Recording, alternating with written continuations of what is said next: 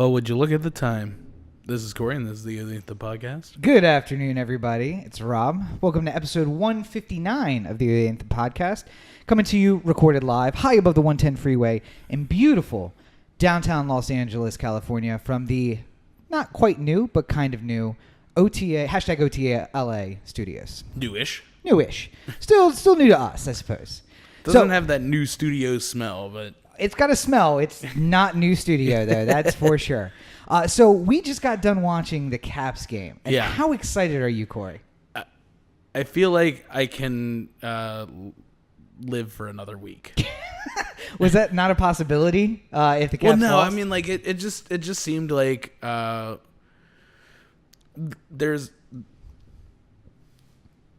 a very Charlie Brown kicking the football thing about the Capitals. Oh, yes. Now, if you've listened to any of the past podcasts, you've heard Corey's up and down relationship with the Capitals. So one of these days, I feel like I'm actually going to connect with the football. And I have the belief in my heart, that it won't get yanked away like it always does. Right. But, I mean, like, every little scare makes you think that the football is going to be yanked away. Right. So, like, when the Maple Leafs go up 1-0 late in Game 6. And you're like, we're going to 7. We're going to 7, then we're going to blow it, and then we're going to lose, and then I'm going to have to shave my beard. Right. Like, and listen, I don't want the Caps to lose. But if it means you get a haircut and cut that beard, I am almost okay with that. How far away are we from the Stanley Cup? Like 3 months, right? It's like June. Yeah, the hockey playoffs are ridiculous. It's almost as long as the season itself. So if they're going to wait till the Stanley Cup, then I'm going to have to wait a long time for you to get a haircut. I'm not really appreciating that. But I know for all the Caps fans out there, I'm not actually rooting against the Capitals. There was a lot of excitement in the apartment when the Capitals won today. So. Yeah. And now they're on to round 2. Against the Penguins. Because and I was gonna say, fucking hockey is the stupidest sport ever. How does it end up that we play a team like the Maple Leafs in round 1 and then the Penguins, which would arguably be a great championship game in round 2? Really, if you were just putting the two best teams into a championship game, it should probably always be the Caps and the Penguins. Just don't play the rest of the playoffs. Just let those two teams play. Blackhawks, maybe. Yeah, I mean, like, there's other teams that are, like, in it. But, I mean, like... Aren't the Blackhawks in the West, though? Yeah. All right, so let them play the West and Capitals and... Oh, that's right. They don't do East-West anymore. What is it?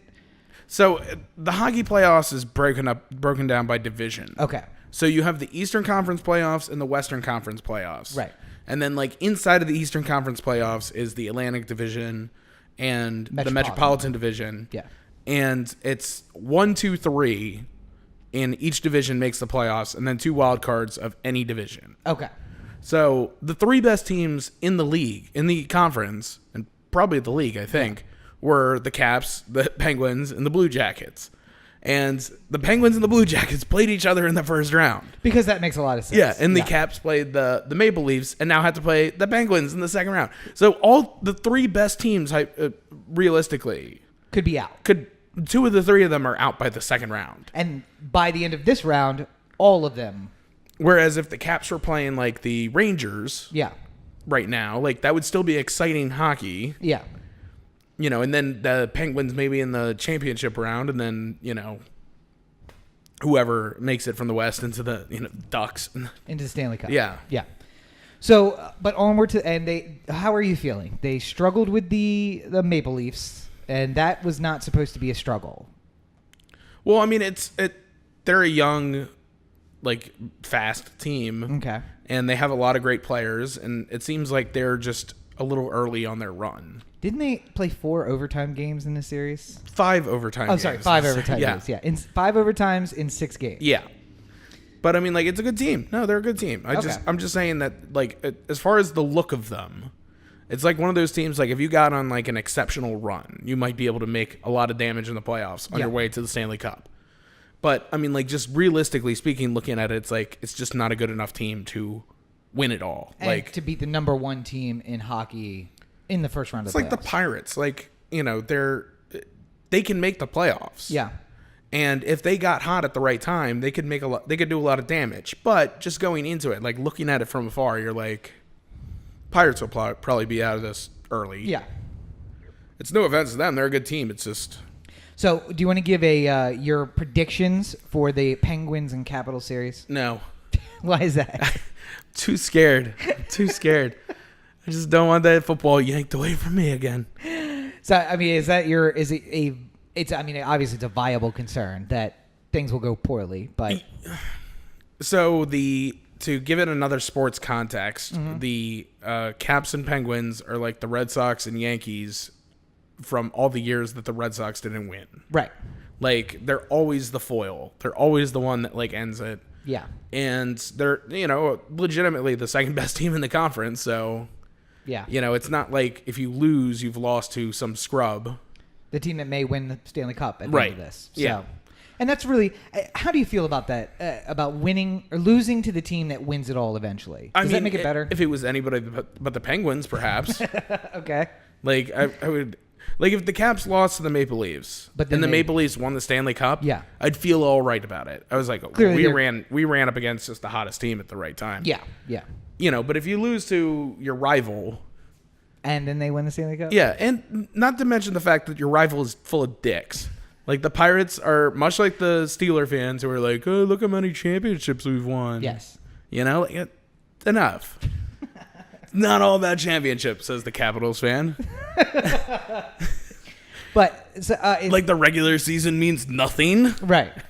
But the Caps still go in with the best record, so they'll have the most home games in that series, right? Mm-hmm. If it goes to 7, Game 7 will be in Washington. Yeah. So that's a good thing, as long as the Penguins don't. Yeah, but I mean, it doesn't. So nothing matters with the Capitals. Right. Here's the lesson. At any point, they can go back to being a pumpkin.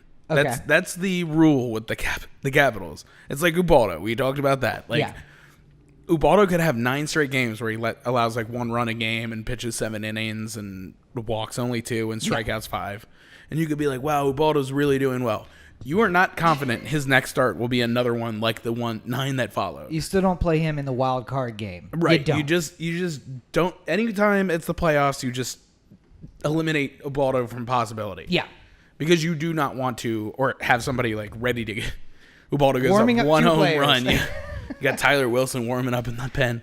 It's the top of the first here, and we have Tyler Wilson already warming in the bullpen. It's 1-0, and Tyler Wilson is warming up in the bullpen. Ubaldo went 2/3 of an inning today, gave up 10 runs. Not a great outing for Ubaldo. You wonder why Buck left him in. But so interesting question. We've been talking about the Orioles off mic, obviously.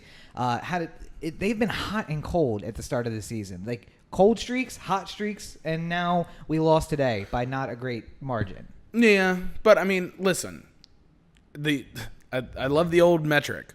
You win 54, you lose 54. It's what you do with the other 54 that matter. Right. So far, we have won every single series we've played. Right.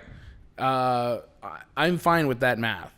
If we win 2 against the Red Sox and drop the Sunday game, so be it. That means at least we got a game up on the Red Sox. Right. And of those, that's that middle 54. That split game is the game that is in that middle 54, and we won. Right.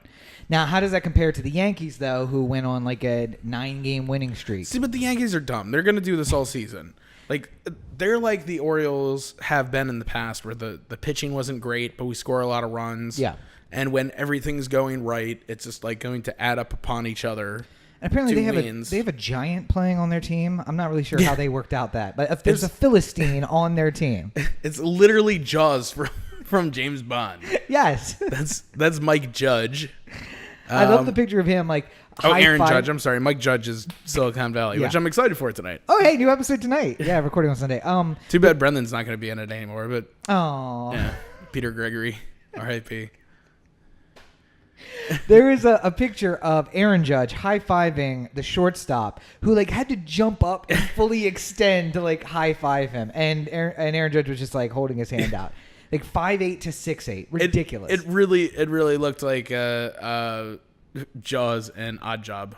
It honestly though, when I saw it was like on the New York Post, I think, the cover of the New York Post. It looked like a perspective picture where one person's really close to the camera and the other person's very far off, and then like you time it perfectly so when you jump up, it looks like so it looks like you're holding up the the Leaning Tower of Pisa. Exactly. Yeah. So I mean, it looks like that, but then you see them standing there live on TV, and you're like, wow, he is a gigantic human being. He is. He's very large. Yeah.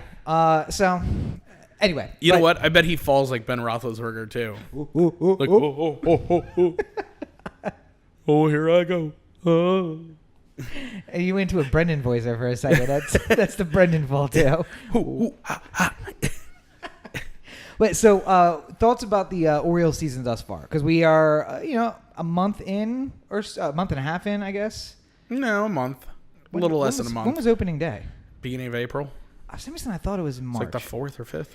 This is the tease. Without being in Baltimore, I've had opening day pictures pop up on Time Hop for like the last 4 weeks because it varies so much when we have opening day. Yeah.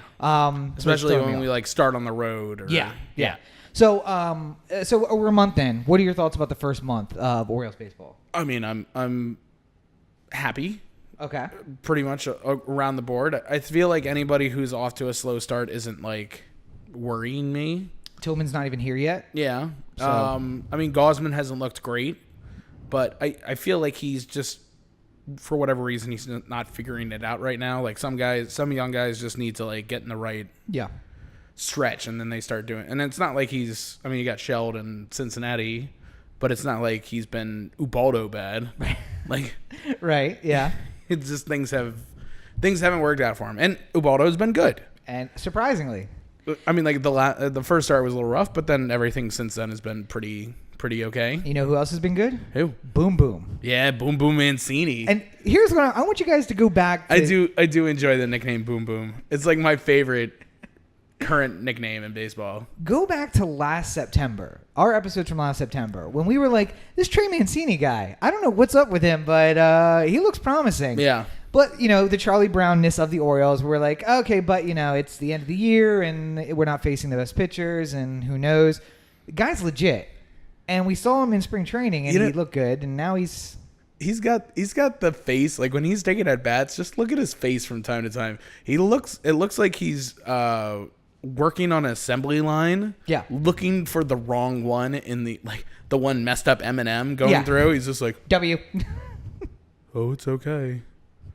Boom, got it. There's one, knocked it. You know who he reminds me of? He reminds me of the right fielder for the Yankees in the 90s and early 2000s. And the name is gonna Paul O'Neill. Paul O'Neill. He reminds me of Paul O'Neill. How? I don't know. I see him. He looks like a young Paul O'Neill. Paul O'Neill's the type of guy who would like dress down a waitress. Like, what do you mean a pickle doesn't come with it? Throws the and you don't see that in Trey Mancini? No, you don't think like he gets out and just like slaps his wife around a little bit? Trey Mancini, not that he does that. He absolutely does not do that I know of. Thanks for not getting Trey Mancini on the podcast. Trey Mancini looks like a guy who waits for the light to change at like 2:00 in the morning. Just no traffic. Or like he's just like on the sidewalk. Like, oh, just wait. Yeah. It's like, walking. Well, I'm waiting for the Walkman. He'll be up any minute.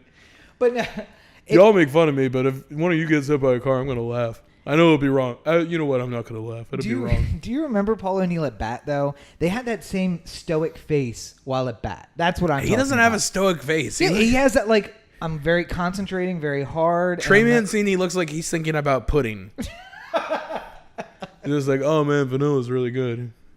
But, chocolate's hard to beat. Chocolate's pretty much good in everything. I don't know. Like, he's just doing Jerry Seinfeld bits. In his head? Is that what it is? Head while he's batting. Hello. La, la, la. Oh, my God. There goes the mic. He's like, it's like 0-2 count. Gary Thorne's like, his head must be going crazy with the possibilities right now. He's like, save Mandalay Industries. Save Mandalay Industries. But so how are you feel? I mean, obviously you're not feeling great, but you've been able to watch almost every game, unless you've been working. But every game we've been able to watch. Or you've been able to watch, not me because I have a job. But you've been able to watch, despite the fact. I think you have seen more Orioles games here than you even have at home. I don't know if that's true. Oh, because being at 4:00 when the girlfriend's at work still, I think you can catch more of them than you could have. Like, hey, let's go grab dinner, and the game's on. Yeah, but I mean, like, I'm still listening to the game and still true, in the car and everything. I mean, I'll tell you this, like, for somebody who has a freelance lifestyle. Yeah. Oh, is that what we're calling it? A freelance lifestyle. For somebody who has a deadbeat lifestyle, it's convenient to have the game start at 4:00 in the afternoon. It's just lovely. Yeah, just woken up. You got a cup of coffee. You're relaxing. Just like, I wonder what's on TV. A baseball game. Might as well. Yeah. So how are you feeling though? Having seen far more games than I have, how are you feeling about the season thus far? Good. Yeah. I mean, just not everyone can be hot at the same time. So I mean, like, Manny and Trumbo aren't quite like hitting the stride so far, but I mean, like, but the defensive play is there. Manny's still been making the Gold Glove plays. Manny's still Manny. Jonathan Scope's been well. JJ still looks like he's holding up fine up in the middle. Right. The defense seems to be better, especially with Gentry out there. So, yeah, I'm looking forward to it. I just all I want is for the Orioles to like just take it one at a time, work their way through the season, try not to get hurt. That's a good policy. When Zach Britton went on the disabled list, I was like, oh no. Oh no. But then when they were just like, nah, we figure we have the 10-day DL now, and he's just feeling a little sore. He missed a couple games anyway. And he doesn't play every day anyway. Put him on the DL. Yeah. Just let him rest it off. 10 days, he'll be back. Yeah. Shouldn't be a problem. Well, and so we'll be looking forward to the next month until the wheels fall off come summertime. So I hope not. But at least we're not the Blue Jays. At least we're not the Blue Jays. At least we're not the Blue Jays. That is a good. We will always say, at least we're not the Blue Jays. So now Corey watches the games while we're here in California on MLB TV, right? So if you are missing out on any of the games, you should check out MLB TV. That's a great way to watch the games. And there's another great website you should check out while you're surfing around on the internet. You know what that is? YouTube.com/OTheAnthem? That is a great place. And although you're not going to see baseball games there, what you are going to see is Corey and I sitting here. Now, we've already had a couple of visual gags going on. Like Trey Mancini picking out the wrong M&Ms. Yeah. Brilliant. My mic falling over and having to fix it while I'm doing hello at bat. Yeah. So make sure you go on over to youtube.com/OTheAnthem so you can catch the video for this week's episode and every week, or all the previous episodes that we have up there as well. You're going to see Corey sitting right over there. You're going to see me sitting here. Of course, in the middle is our information screen. And then to Corey's right and your left is the sidebar where you can skip from topic to topic, and you can go down to hear whatever it is that you wanted to hear us talk about. For the next 2 weeks, at least. For the next 2 weeks, until annotations change, because YouTube's getting antsy about things that are happening. Yeah. But the other thing you should do is while you're there is check out the other stuff that's linked within that we have from Oh the Anthem on YouTube. Heretics is available on YouTube. Some of the short films available on YouTube. Just peruse the Oh the Anthem YouTube page. And hey, while you're there, give us a subscribe. It'll pop up the new videos every single week. It'll let you know right there on your YouTube homepage that the new video is there. And maybe give a like to this video. I mean, it's right of... Actually, no, it's over there. It's on your side. Thumbs up. Is it? Yeah, hit the thumbs up right there. Maybe leave a comment. Let everybody know what you think about the video. And it would be on your side. Is it on my side? Yeah. Oh, hey, it's right here.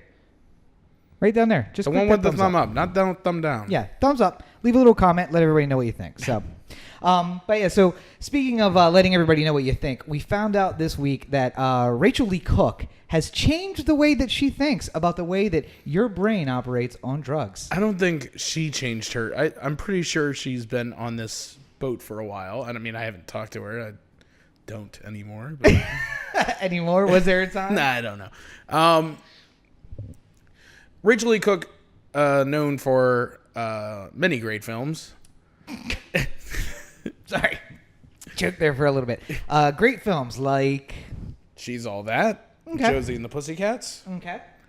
Yada, yada, yada, so on and so forth. Okay. Anywho, she was also known for a famous drug video. Right. This is your brain on drugs, this is your family, this is your life, this is your job, where she's smashing the pan around the room. Finishes with the cold stare in the camera, like, any questions? Now, and she did that video in like 1992, 93. I don't know. Maybe later. Later. I felt like that was on Saturday morning cartoons. She's like 5 years older than us. It's disappointing. So I would say that she was probably, like bare minimum 18. Okay. When she did that. So 5 years older means we would be 13, which would have been mid-90s, 96, 97. Yeah, right something around like that. She's all that time. Yeah. So, yeah. When she was at the high echelon of her career. Yeah, but not every career has to... See, here's the thing. I've always liked Rachel Leigh Cook a lot. You have, yeah. I think that she has a lot of things going for her. More than any one person should, yes. And Rob is what we like to call in the industry a hater. I am absolutely a hater. That is 100% true. Now, if you excuse me, I have to put more water in Buck Nasty's mother's dish. Yes, yeah. That would be me. And I shared with Rob the new video that was made up to explain America's war on drugs and how we should have a different approach. And you can actually find that video in the show notes to this episode on YouTube. Go down to the show notes and actually everywhere. Anthem. Go down to the show notes and find it there. So yeah, and it's good. It's good. I feel like here's the point I was making. At the time, just say no, and this is your brain on drugs and everything like that was a easy shorthand to explain people why they shouldn't do drugs. Right. And I think that generally speaking, if you are saying should we have more drug use or less drug use, less drug use is sorry, wait, what? is the way we should be going. We live in the People's Republic of California, so maybe it's not the best place, but the People's Republic of Weedifornia? Yeah. Yes. Hollyweed. My problem with that whole campaign was that it always threw marijuana in as the gateway drug. It always put it in with the same But caliber. So if somebody released a car commercial that said, wear your seatbelt because every single time you do we donate money to March of Dimes. Right. And that's not true. That never happened. Right. But more people end up wearing their seatbelt because of it. Yeah. You would say it's a win. Okay. The tactic in which they did it, in retrospect, is not because you were promising something that you didn't deliver upon. Right. But it's not wrong to make people wear seatbelts. So in the end, it's not. But it's Yes. based on seeing that commercial a lot as a kid. Those kids grew up to be adults who said, if you don't wear your seatbelt, we're going to fine you, we're going to take your license, we're going to do all of these things because they've been trained by this commercial that lied to them when they were younger. Then I would say it has a net negative effect on the world. And that's what has happened. Our generation, wait. Our generation and the one that precedes us and really the one that precedes them grew up in the era of DARE, where all drugs are bad. Marijuana is bad. You have Jeff Sessions saying marijuana is just as bad as heroin or cocaine. And these are the people who have grown up into adults who say, I never smoked grass. I never did any of this stuff. This is all bad. You are just as bad as a heroin dealer if you smoke weed occasionally. And that's just not true. And that means that policy is bad, which means people get locked up for minor possession. Let me make this parable to you. The Democrats and the Republicans. Oh, Lord. Yeah. The Republicans have had a remarkable amount of success by keeping it very simple. Okay. Everything that they want can be boiled up in a chant. Sure. Like lock her up or build the wall. Right. Like this is all, like Obamacare sucks, whatever. Like you can just, the Republican healthcare plan could just say Obamacare sucks on it and they agree to it. Yeah. Although apparently not. Hypothetically, can't they get the would. votes for it. The Democrats' problem is that they try and take something like a really complicated issue and then spend a lot of time explaining to you the complicated intricacies. Wait. You mean they treat you like an adult? Yes. No, I'm sorry, they treat you like an adult. So if I released a drug commercial where it's just say no to crystal meth, heroin, cocaine. Well, I guess from time to time cocaine is okay, but don't get addicted to it. Just chill out on the cocaine. Okay.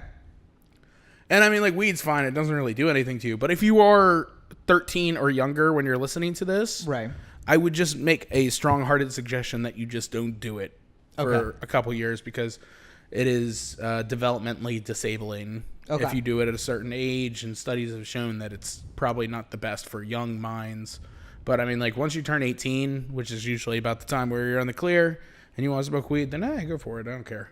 Okay. The more you know. Like, that's Corey's drug commercial. Yeah. Like, it takes a long time to get there. Like, and it takes, Just Say No works a lot better than Corey's rambling, like, hey, you know, like, weed isn't really terrible for you, but if there are situations where you are experiencing certain symptoms, you know, like, that doesn't work the same. I agree.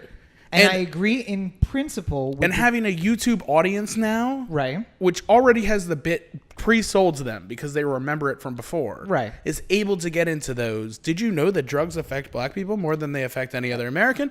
They can do that now because we know the bit from before. And her standing there with the frying pan is like, I know that. I know what that is. Yeah.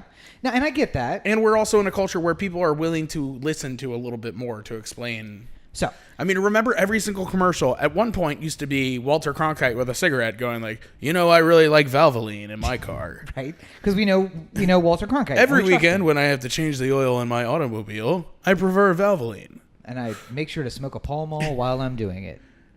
Pall Mall and Valvoline, a winning combination. The smooth burning of the oil in my tank makes me think of Pall Mall cigarettes. Yeah.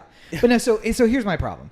I am fine with Just Say No. As a concept, I'm down with Just Say No. The problem is looking at that Rachel E. Cook commercial specifically. Do you remember the original commercial? Yeah. Where it's like, this is what it does to your friends and to your family and to your jobs. That's overselling it. I get the Just Say No because you're young, I mean, like, and you can't make decisions. Yeah, but I mean, like, does smoking weed ruin your chances? But I mean, of getting a job? so if maybe for Corey it does. You're Uncle Rob, right? Yeah. And some kid comes up to you, like, you know, you're friends with their mom or something like that. Some kid comes up to you. Can I call you Dad? No, you cannot Uncle call Rob. me Daddy. Uncle Rob. That's who I am. Yeah. And says, I want to have sex. Everyone's having sex. I want to have sex. And then you're just like, yeah, it's fun. Go for it. No. And then the kid has sex and then comes back with like chlamydia. And it's just like, this is terrible. And it's like, well, yeah, you should have thought about the consequences beforehand. Right. So that's not the conversation I have. Right. But I'm saying like I say condoms. The Just Say No is the same as like, you know, always have safe sex. It's the shorthand version. Work. Neither of those concepts work. But if you'd been more direct with the kids, like we know abstinence-only education doesn't work. You know what does work? Saying, we know you're going to have sex. If you do it safely. Have some condoms. Use birth control. Right. You want to do this on a more permanent basis? Hey, go get the Gardasil so that you don't get HPV. All of these things. Let's be direct and treat people at their age-appropriate level. Just Say No is great for 13-year-olds. Just say no to everything. Yeah. When you're 16, you're probably going to drink. Let's talk about the consequences of drinking and how it can ruin your life. You could die in a car accident. Remember when they put the wrecked cars out in front of the high school? Oh, you didn't go to public high school. Well, no, I know. Okay, so they put the wrecked cars out there and they say if you drink and drive, you could be dead in this blood-stained wreck of a car. You know what I mean? This old Ford Taurus was driven by a drunk driver. That is consequences. And now, does it make me think twice about drinking and driving? Yes. Does it make me think twice about drinking? No. Yeah. Was I going to think twice about drinking? No. I was going to drink at prom. I'm sorry. But when it came time to leave, I had that moment of like, you know what? I should probably just sleep here. Now, if you had said, don't drink. If you drink, you're going to die. I'm going to be like, I drink all the time and I don't die. I'm not going to do that. It's all about... Overselling it never works. Right. And that's what the Just Say No... That's what the Rachel E. Cook original commercial was about. It was overselling drug use. It's going to ruin your whole life. It wasn't overselling it. And you know what? There are some people, regardless of how hard the drug is, who've had their life ruined by marijuana. Okay. Yes. I'm sure that there have been. Because there's people addicted to weed. Yeah, and psychologically addicted. More than that, there's people who are like, nothing beats being home at the end of the day and like, you know, smoking all the way until I fall asleep and like being like high in the clouds and watching movies and like, how does life get better? Right. And those people never, you know, do anything outside of. But if weed never existed, they wouldn't form a band. They wouldn't. But if weed never existed, they would drink 10 beers and do the same thing. Right. Or they would do something else, whatever that they would suck on a puffer fish for 15 minutes and then get high on puffer fish. Like there are people who will be addicted to a drug and they will find a drug to do that with. Yeah. It doesn't matter what it is. That we have to address. Those are addicts, and we have to address them. But telling a 13-year-old kid that smoking a little weed is going to ruin his life is not the message. Saying just say no is great. You should say no because you're 13. I mean, like, especially in today's realm of medical marijuana, you have to explain to kids of a certain age that, like, this is not meant for you. No. It's going to ruin your brain for the rest of your life. Yeah. When I had to have the talk with a 16-year-old about how I once may have mentioned offhand that in college I smoked weed. And then who am I to give her shit about smoking weed?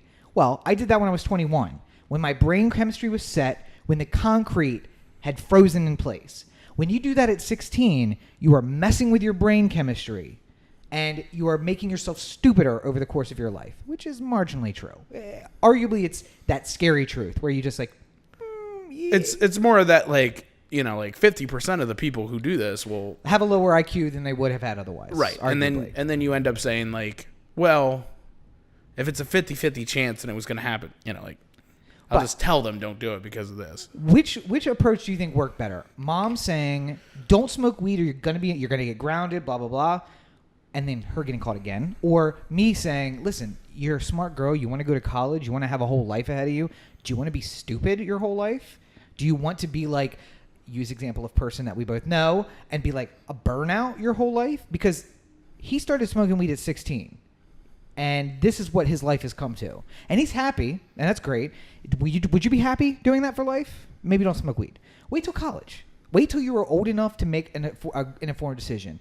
And the alcohol talk I had with her was the same thing. Like, listen, kids are going to do it. If you're making a choice, make a choice. But just do it safely.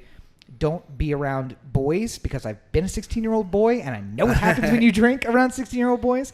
And don't get in a car with somebody who's been drinking. Make responsible choices. And I think that we infantile teenagers too much. And you're saying we give them too much information. I just disagree with that. I think that you can give information to a 16-year-old in a way that makes them understand it and feel intelligent. Can you do it in a 30-second commercial spot? No. Yeah. But are kids watching TV? No. No. You know what I do? I get Kendall Jenner to make a fucking Instagram video about it. And they're like, you know what Kendall Jenner said? Smoking weed is bad until you're 18. I'm waiting until I'm 18. Yeah. Which is not actually going to I'm going to get a weed promise ring. Whatever. You know what I mean? Like that's the kind of stuff that I'm going to promise to keep myself a weed virgin until I'm old enough to make that decision for myself. Then I'm going to get some Maui Wowie and totally black out in the middle of Denver. But I applaud. Listen, the new Rachel Leigh Cook video was great. Yeah. I think it was pointed out that it made fun of her old commercial and maybe the flaws that were in it. It also pointed out a very distinct problem, which is that people of color face huge consequences that white people do not face for the same amount of drugs. Yeah, sorry. And that maybe we should address this, especially when it comes to marijuana. Because, by the way, a story that we saw just before the podcast, there is now a drive-thru in Colorado where you can buy weed. Yeah. Okay. There are people sitting in jail right now for 5 years for having an ounce of weed on them. You can buy an ounce of weed at a drive-thru in Colorado. How does this make any sense? Yeah. It's ridiculous. Like, how would you feel if you were doing a 6-year bid? You're halfway through a 6-year bid for an ounce. Oh, and the fact that, like, that's going to live with you forever. Oh, yeah. You never get another job. Yeah, I mean, like, convicted felon. if you went to jail for 30 days for having weed, but it didn't, like, stand on your record or anything like that, you might be able to make some sort of reasoned argument that would be, like, rehabilitating in some way. But no, I mean, like, you know, if you're never able to get, like, a real job because you have a weed conviction on your record. Another story I saw was how a guy who had been a drug dealer before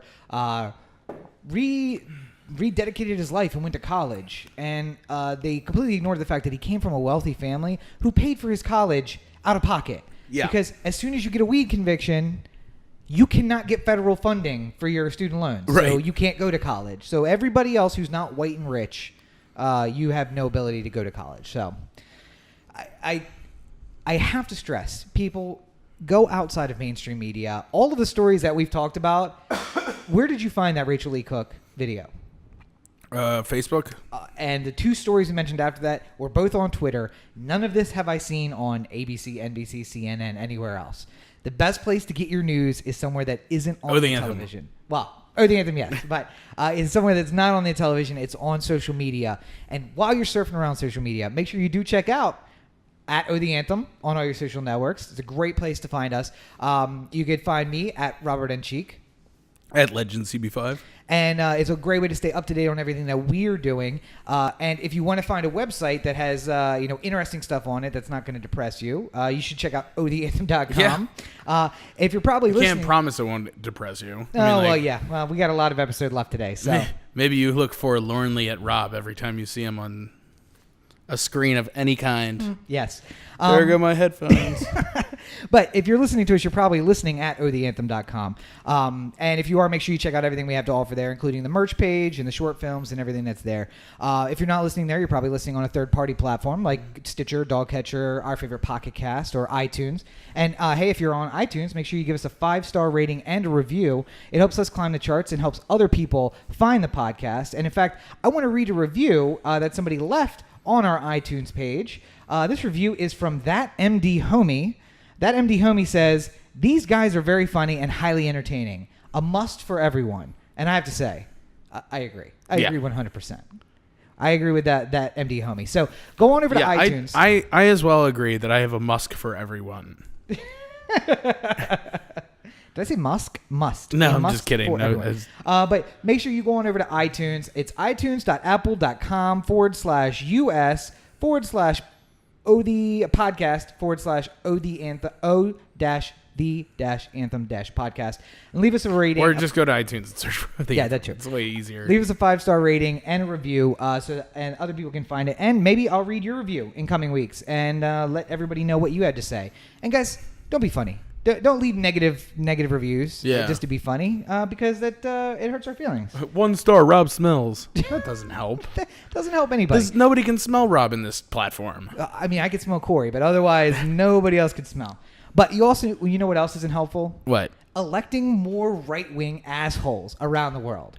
So listen, France, when we're talking about smells and we're talking about stupid shit not to do, you're 0 for 2 this week.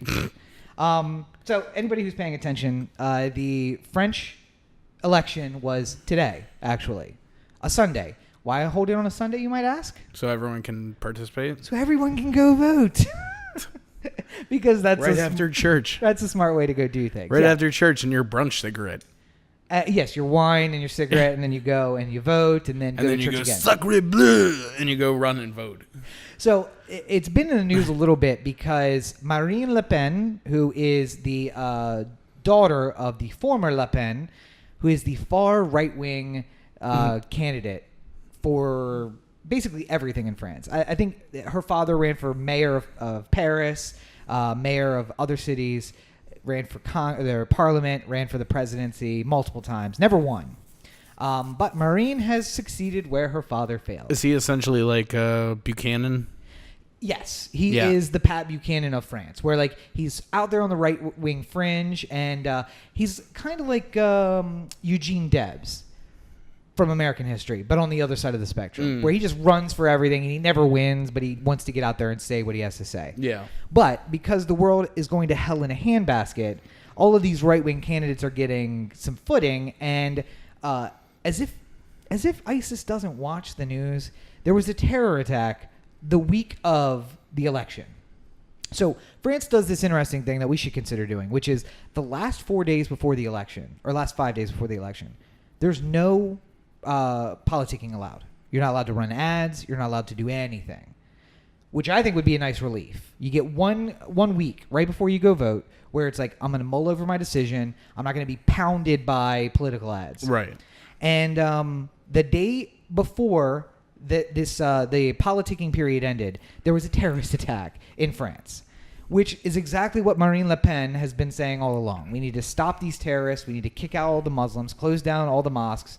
Basically, Marine Le Pen is France's Donald Trump, only more dangerous because I think she actually believes the things that she's saying, and is not just saying them to rile people up. See, here's the problem, though. And this is part of a reason why I'm a little bit hesitant to talk about politics of the world that I'm not completely familiar. Okay. I feel like the right wing in Europe while probably sharing many similarities to the right wing here, can't possibly be the same. Because I don't know of any people dumber in this entire world than stupid white trash rednecks who voted for Donald Trump. Fair enough. And the people who will never give up on him being president ever. Yeah. Who always be like, you guys are just being dicks to Donald and not letting him do the job. Mexico's going to pay for the wall eventually. We got to just let him do it. We'll get to that. Yeah. But I'm saying, like, don't, like, those people are, like, if they're dumb enough to vote for Trump for that reason, or, like, he's going to get rid of all the black people, like, anything like that. Yeah. Not acceptable for voting. Like, you should be eliminated from the pool. There should be a basic competency test. So here's the response to that. If you can't name your governor, then you can't vote. The weird thing is that if you were to look at the most far and right, even that will let some strays in, but at least it will eliminate enough people. Take the stupid out of the electorate. Right. If you were to ask the most far right person in France some of the questions that the far right in the U.S., they would be appalled. You're like, so we're going to take away universal health care, right? Because that's not something we're going to do. Oh, say what? No. We Sacre bleu. Sacre bleu. We keep the health care. No one ever said we take away the health care. This is my favorite French. That's onomatopoetically, it just sounds so good. Like it's just like Sacre bleu. Sacre bleu. Like hashtag socially acceptable jingoism, I suppose. But I mean, like the right in France has accepted that healthcare is a human right, and no matter how crazy we are, we're never going to try and get rid of healthcare. What, we want people to die? No, of course not. You're my countrymen. I want you to get healthcare. What, am I crazy? No. Spending $300 billion on the military? That's ridiculous. Why would we ever do that? That seems stupid. So we have roads to build. We have schools to build. I'm never going to spend that much on our military. A woman's right to choose? Why would we ever take that away? It's not like we are the second largest Catholic country in Europe. Number one, it's her right. Right. Now, again, this is an extreme right-wing person in France. This would never occur to them. Gay marriage, it's been legal there since the 90s. Just no thought process. Even if you're on the far right, none of these things are issues. Yeah. What our issues are, France first. Like, let's get out of the European Union. Let's focus on us. We're going to keep the terrorists out, which sounds kind of familiar. We're going to keep out the brown people. Also kind of familiar. And we need to reform the economy. That's more classic Republicans. We need to take away some of the entitlements. Also, again, not healthcare, but like, listen, maybe we're getting 90 weeks of... Maybe we're going to give away the money we give you back in your taxes for having children and give it to a rich family that needs it more. I don't even think that, but maybe just not give you 9 weeks of vacation a year. Seems like a little extreme. Maybe we should just cut back on that a little bit. Or the fact that you can retire at 37. We think maybe you can work a little past 37. Right. Like, there are some crazy entitlements in European countries, and they want to roll those back. And that all sounds perfectly reasonable to me. I know I jokingly call you a Nazi a lot, but you are kind of a far right person in Europe. A European far righter. Yeah, you're a European far righter. And the difference is, though, having seen real Nazism, they don't fuck around with that far right. Yeah. They are like a centrist person in the U.S. They've cut off the... Now, here's the thing. Can we transition into the terribleness that's happening in our own country? Well, I want to make one other point. Okay. Though. This is why it's important. Because Brexit happened last year, and now they have officially moved forward with Brexit. Britain's going to be exiting the European Union in 2018. France has now voted for a far-right candidate who got the second highest amount of votes. It looks like people on the far left just won't vote in the runoff, and then so it's going to be a centrist versus the far right. If Le Pen wins, France is going to exit Europe, and that's going to be the end of the European Union because Merkel can't hold it together without France and Britain. Yeah. So we see the shift of moving to the right, and this is why it's important, because it's going to do nothing but validate everything that Trump has been saying, and that is absolutely dangerous. But, before we talk about Trump, I do want to say one other thing, that everybody does need a little validation in their life. Even you and I need some validation. I need lots of validation. Yeah. You know how a great way that people can validate us for the work that we do? Patreon.com/OTheAnthem. Patreon.com/OTheAnthem. Head on over there and check it out. We got a lot of bonus material. If you become a subscriber, you can do so for as little as $1 a month. It helps us keep the internet flowing, keep the lights on, get brand new equipment. We do need it. We've been looking at getting some new microphone hookups so that we can have, what are these things called? The scissor, yeah. The scissor microphone things that make the video a lot more pleasing. But for your money every month, you get bonus episodes. You're going to get the special basketball video, which is going up. You're going to get the pre-roll every single week, which is a little more blue and a little more laid back than our episode every single week. A little bit more behind the scenes. It tells you about things that we're not necessarily like. Yeah. The conversation amongst friends, not the that's exactly entire world like this podcast right. is. This one goes out to everybody, and we don't mention everything we have going on, but on there we'll talk about projects we're working on. We talk about things that are happening in our personal lives, things you're not going to get on this podcast. So, like I said, go on over to patreon.com/OTheAnthem. Sign up to become a monthly subscriber. There are different levels, and at the different levels you get different benefits. But for as little as $1 a month, you do get access to the pre-roll and to some of the bonus materials. So check it out. And, it's the producing all of this free content. DSUG is back. Dirty Short Underground Podcast is now back. We have the Anthem Alliance podcast that is being produced every week. All of this stuff costs money. And at this point, we're just paying for this because we like to produce this content for you guys. And by going there and helping us out, you're helping us produce even more content, which is really all that we want to do. So it's going directly into the coffers so that we can continue to produce all of this fantastic stuff for you guys. So, and on a lesser one, if you want to click through the Amazon link at otheanthem.com, every purchase you make on Amazon helps us out a little bit. Right. And it doesn't cost you anything extra. Right. You're going to pay the same price you would otherwise, but as a thank you, Amazon gives us a little something for sending you there. So everybody shops on Amazon. It's super easy, and all you have to do is make your Amazon button on your bookmarks the click-through from our website. And then it's as if you never came to theanthem.com to check out. Anyway. Yeah. So you can do that, help us out, and that is a great free way to help out the podcast. Yeah. And if you want to step it up, go to patreon.com/theanthem. And if you're watching on YouTube, maybe click on an ad. Hey, listen, that's also a fantastic way to help. If you're watching on YouTube, click through the ads. Let the ads play in their entirety because that's another great way to do it. And just every little bit helps. And if it's just your time or if it's just your effort of doing it, that is an easy, free way to help the podcast. So absolutely. So moving on to problems at home. The Trump. It's like a demon. I really shouldn't say his name 3 times in a row because if you do, you might lose all your hair or summon him like Beetlejuice. I don't know. But yeah, so this Saturday, yesterday as we're recording this, was the end of the first 100 days of Trump, and I don't know if you remember back when he was campaigning and talking about the biggest 100 days ever and all of the great things he was going to do. When he was campaigning, you mean like a week ago? Oh, yeah, right. It's like a week ago. But back in the campaign, he talked about how he was going to defeat ISIS in 30 days, about how he was going to have the wall start, he was going to repeal Obamacare, and just strike after strike after strike after strike, just accomplishing nothing. The only thing that he has done in the last 100 days is by executive order, and most of those have been struck down by the courts. And of course, he has the reaction during an AP interview on Saturday of saying, it's an imaginary barrier that people set up. Like, who really gets that much accomplished in their first 100 days? Well, Bush put out his education bill in the first 100 days, and he had it to not the first floor vote overall, but had it to the vote on the floor within the first 100 days. Obama, although he didn't have his health care bill out, he had all of his staff in place and was working on big projects. And stimulus. I was going to say, I believe the American stimulus package, the big one, actually got passed in the first 100 days. Yeah.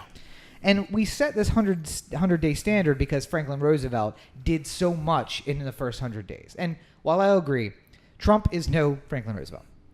Wasn't it called the fabled 100 days? Yes. Well, and many of the articles that you'll read about it talk about that he had Congress over a barrel. Everything was so horrible, and Hoover, who was going out, had done so little that when the president just starts throwing bills at Congress, they're like, yep, anything we can do to just start a change, that he got so much done. Some of it worked out, some of it didn't, but that's just the way that it worked. So that's the fabled 100 days. Like, nobody will ever do as much as Franklin Roosevelt did in 100 days. But it's still the standard by which you judge everyone. And Bush did things. Obama did things. Clinton did things in his first 100 days. The rollout of his healthcare bill happened in the first 100 days. And Trump has done what? 2 executive orders that have been turned over by the courts. On the same topic. Yeah. Yeah. Tried the Muslim ban. Failed both times. Wasn't able to get healthcare through. Nope. Hasn't been able to get any kind of tax reform done. Nope. Although this Wednesday, apparently. Are you excited about the Trump tax bill? No. I'm sure it'll work out just great for us. I'm sure. See, here's the thing. Much like you discussed with France, and they've already fucked with Nazis, so that side of the party is just gone. Yeah. I'm waiting for... We heard a report that Jason Chafetz, professional coward, Yes. is resigning. I feel like that could be one of those SNL cartoons. Jason Chafetz, professional coward. Yeah. It turns out that there might have been a $10 million impropriety Yes. that happened based off of Trump and Russia And that's why coming down the pike, Yeah. which is why he's now resigning. Chafetz is trying to hide. Yeah.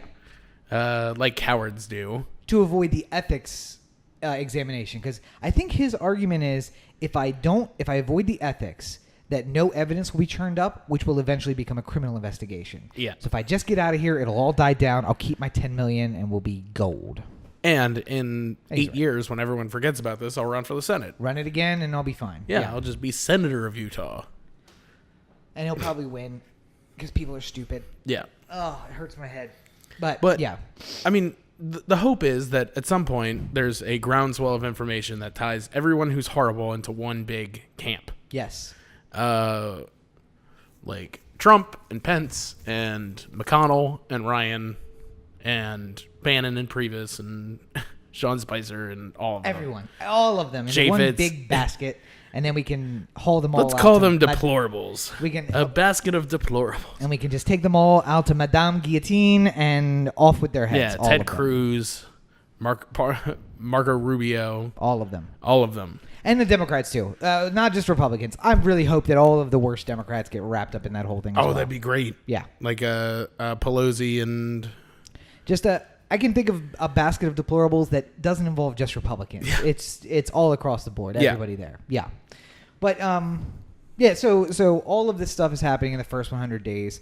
Like I said, tax reform is coming this Wednesday, so obviously we don't even have By the a way, hot take on also, that. lowest approval rating Of the first 100 days. of the first 100 days, and that includes Gerald Ford, whose first 100 days were plagued with him, like, asking for him to explain why he pardoned Nixon. Right. Yeah. That was his bad problem.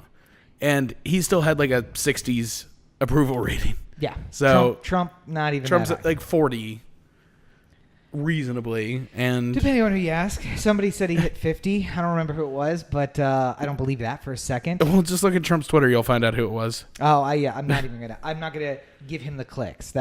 I only look at Trump Twitter when somebody else retweets it, so it's there in the box. Then I don't have to go to it myself.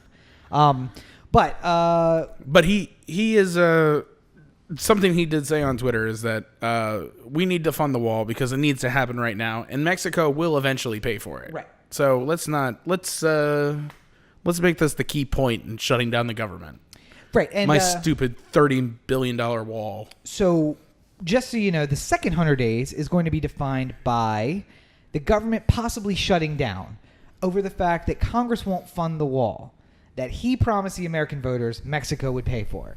And he has no plan to make Mexico pay for it. Yeah. So if Congress doesn't pay for it with American tax dollars, they're going to shut the government down.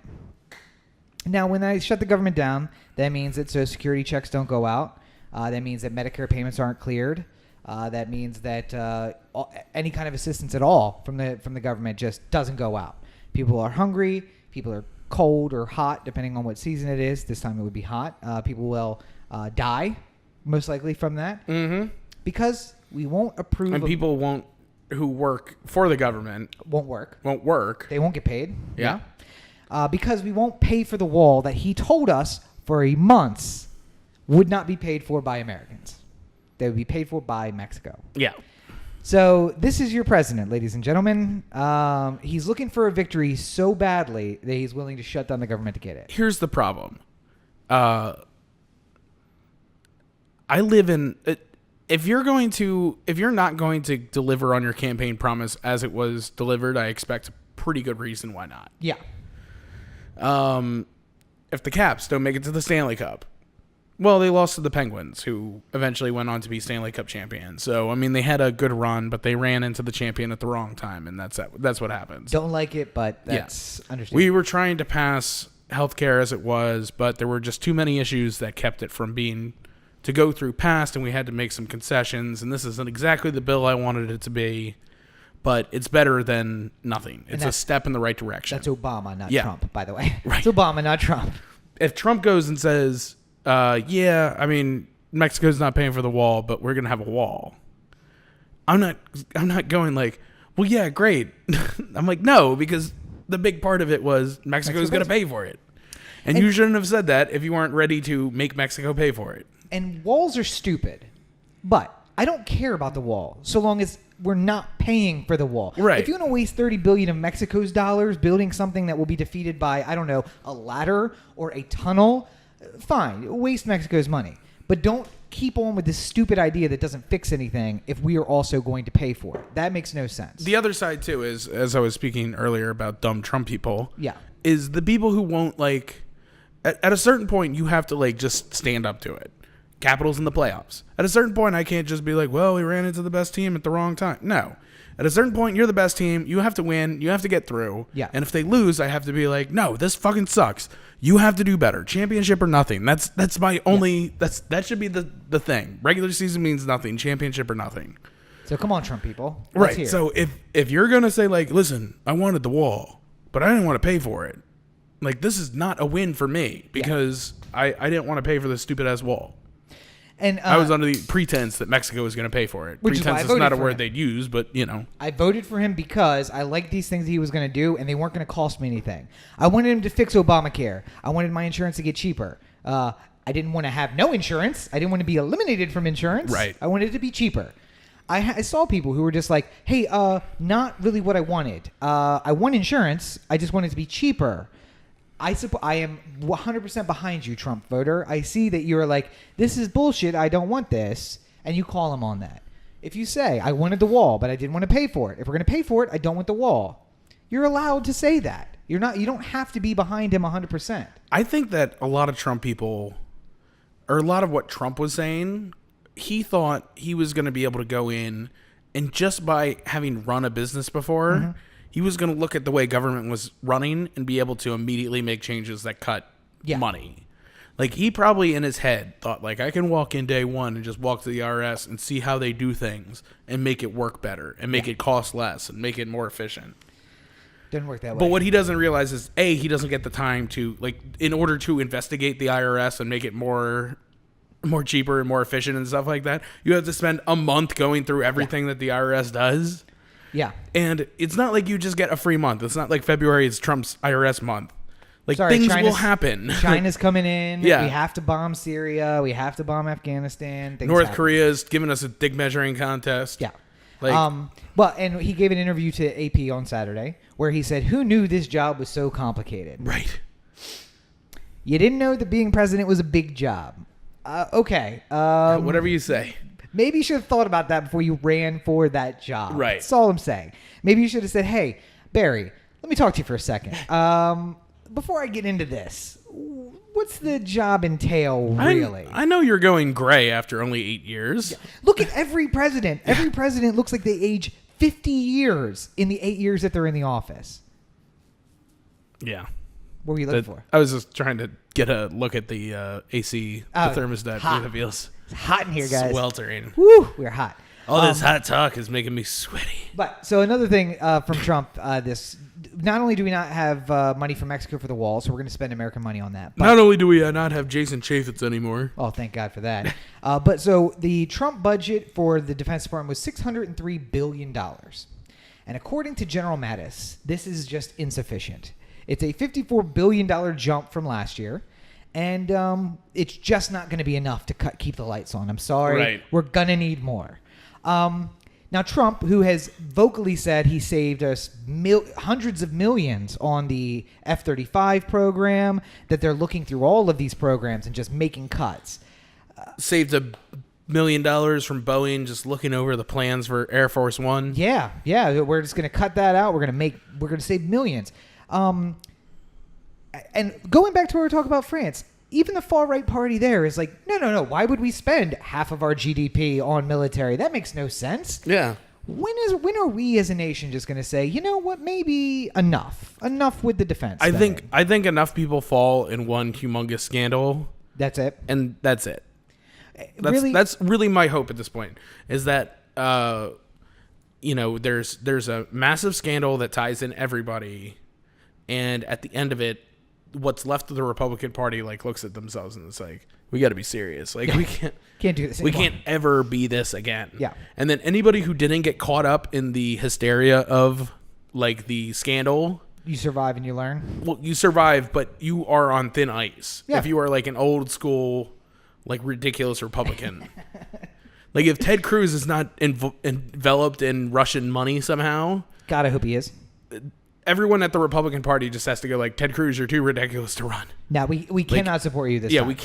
We cannot allow this to happen. Ben Carson, you are not allowed to run for president. No. You are not allowed to run for president. No, you're allowed. Because anybody can run. But we are going to take you down. Yeah. We're not going to You're not running as a Republican. Yeah, no, we are going to take you down early, and it's going to be we're not going to make this fair and balanced. We're going to take a lesson from the Democrats. It's going to be like a scene from The Godfather. We're just going to... Horse head in the bed. But yeah, an elephant head in the bed. It's isn't this endangered? Why is this so heavy? We have to bring a crane to drop the elephant head in the bed. General Mathis points to the fact that of our 17 or 18 carrier groups, that'd be a funny scene too. In the bed. The guy putting the horse head in the bed. Yeah. And then the guy wakes up. It's if I'm putting the horse head in your bed, and it's just hey, Corey. It's oh, hey, Rob. What's up? What is this you're putting in my bed? Oh, just a horse head. Oh, business, eh? Yeah. Pretty much. Just Nothing personal. Just I'm just the messenger, if you will. I will be the guy shooting you later too, but just not now. But anyway, first you get your warning, then you get your shot. Part of Mattis's concern is that our 17 or so aircraft carrier groups, that we just can't fund them continually going around the world with a budget of $603 billion. We just can't afford to do it. Yeah. And my argument is maybe we don't need 17 carrier groups going around the world. Maybe we should say to ourselves, is all of this necessary? And is it necessary that we have bases in 100 countries? Is it necessary that we have 3 million soldiers all around the world? Wouldn't it be better if they were home with their families? Yeah. At a base in, let's say, Texas, where they've closed 3/4 of the bases. So you put them on a base in Texas, let them stay in the military. We might need them, sure. We need to have a strong military, so let's keep them in Texas. And then they're spending their paychecks, at the Kmart down the street and at the grocery store and everything around that base. Yeah, and not dead.